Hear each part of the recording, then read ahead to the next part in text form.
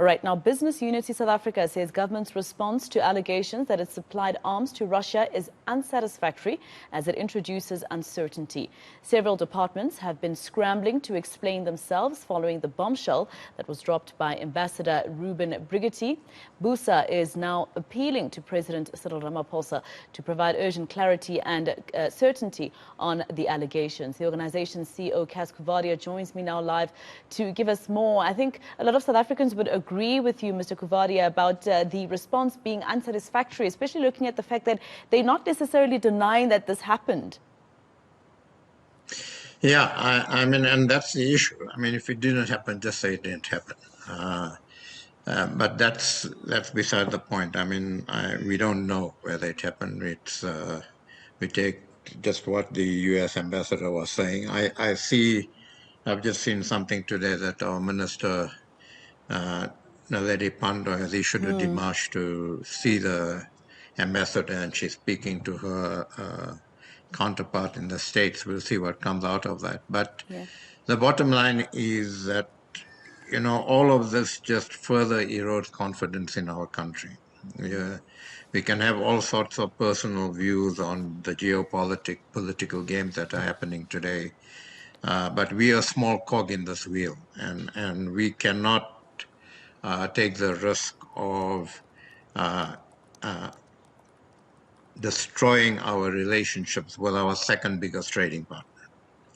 And not just a trading partner, but a major source of capital when we go out to raise money in the market. So we, from a business, from an economic, from a growth point of view, we're saying that this is very, very serious. To have a judicial commission of inquiry that might take another few months is just not good enough. The president needs to show the public and show us that his government is working and that he can actually get from his government exactly what happened with data, with information, with documentation, and inform the public about it.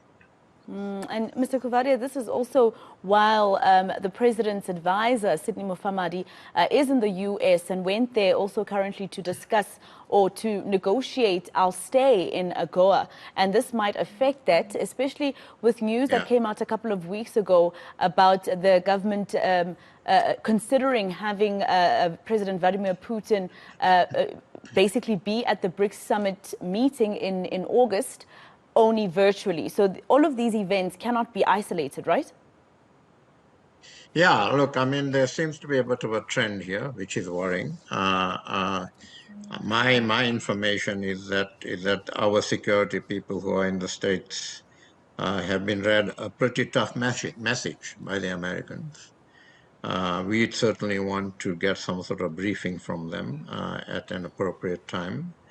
The BRICS summit coming up, I think that again, the position, the foreign relations position that we're taking is problematic again from an economic point of view. We're not going to comment on who government wants to relate to and doesn't. But if you look at our trade and our relations and from an economic point of view with the US, with Europe, and compare that to our relations and trade with Russia, Russia is minuscule.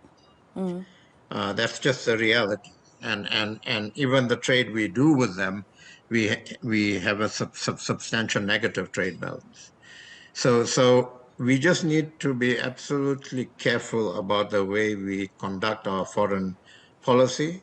And our concern is that if foreign policy is conducted in a way that has a detrimental impact on our ability to raise investment and to grow our economy, as it is, we're having great difficulty in doing that because of the internal issues we have, then business does get extremely worried, and we will ask government the hard questions to actually answer. And of course, if this is found true, we cannot imagine the kind of sanctions that will be imposed on South Africa. But Mr. Coovadia, I don't know if I'm looking at it the right way, if there is any link with the news about BRICS wanting to create its own currency that would de-dollarize and be stronger than, you know, the dollar, the US dollar, etc. Am I looking at it the right way in terms of the fact that now as citizens and business, we're going to probably suffer if this firstly is found to be true and this de-dollarization that they're trying to apparently achieve?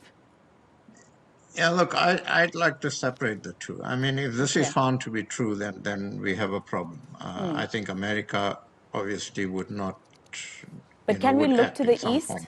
Can we look to the east, though? Look, I don't have a problem in the movement from a sort of unipolar world to a multipolar world. I think that